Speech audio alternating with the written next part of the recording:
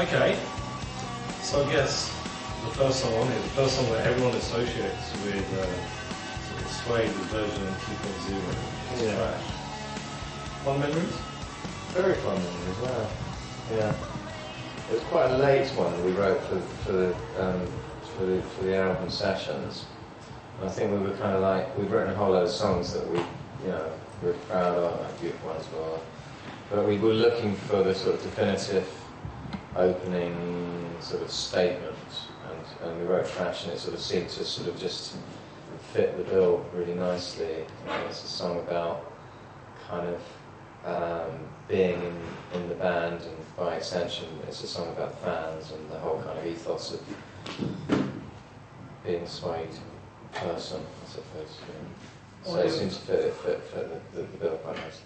It's the ultimate having it sung back at yourself, isn't it? It's the ultimate. Yeah. The ultimate.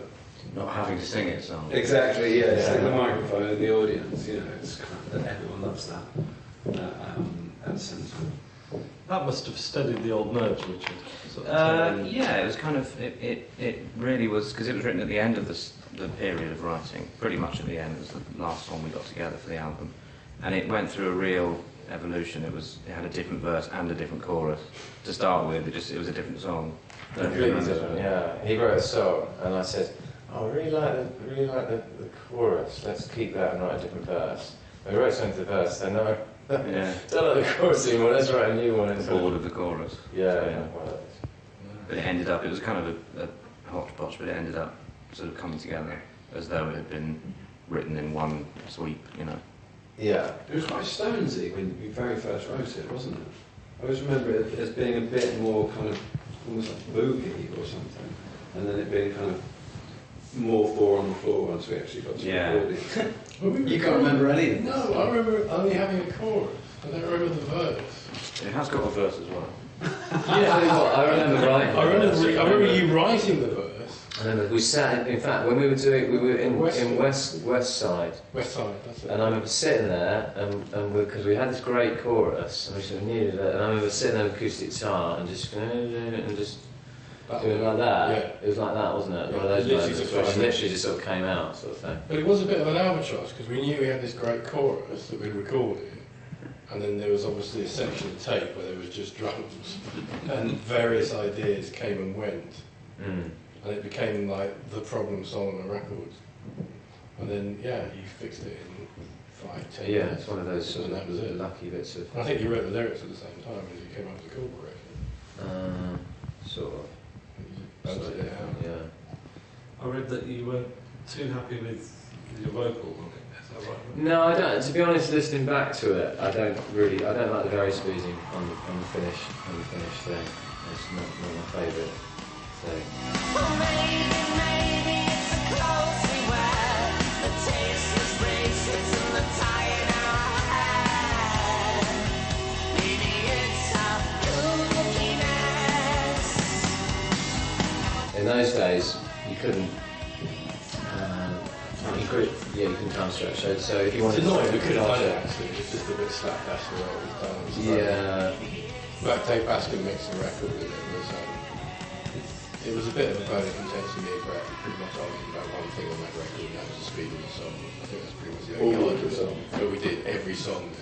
And you were still smoking then, weren't you? I think. Yeah. Yeah. And my beef with Brett was that he actually he was filling up the verses with quite a lot of lyrics. And so I think I was just conscious of the fact that we were trying to make a dance record, and yet these tempos were all slightly... Trash was one of them. And Trash gradually got faster and faster and faster. And then when we recorded it, it still didn't feel like When this were we one. trying to make a dance record? That was the brief for the record. And where's the smoking thing coming into it? Well, if you smoke a lot... What was in that sandwich? If you smoke a lot, you can't... Are you saying my judgment was skewed? Well, I do By think nicotine. I do think by the didn't time. used to smoke And that. anyway, the funny thing was when that track was mixed, without any comment from me or Saul or anybody else in the band, Baskin turned around and said, "It's too slow." Oh, maybe it's our nowhere towns, our nothing places and our cellophane sounds. Maybe it's our hallucinations. It's a strange one where it's one of those ones where people really like it, and it's one of those ones where they like the fact that it's kind of flawed and that sort of thing. I sort of think it could have been better. There's something super poppy about the vocal in that very thing. Yeah. There's something plastic and And it's funny, it sort of it suits the mood of the kind of, the sort of, the idea of the song in a funny sort of way. Yeah. Throwaway idea. It must be very difficult. There's Hearing something the voice change. very beautiful about the way the melody and the chords work in that song that I don't think really comes across when you hear it like in that form.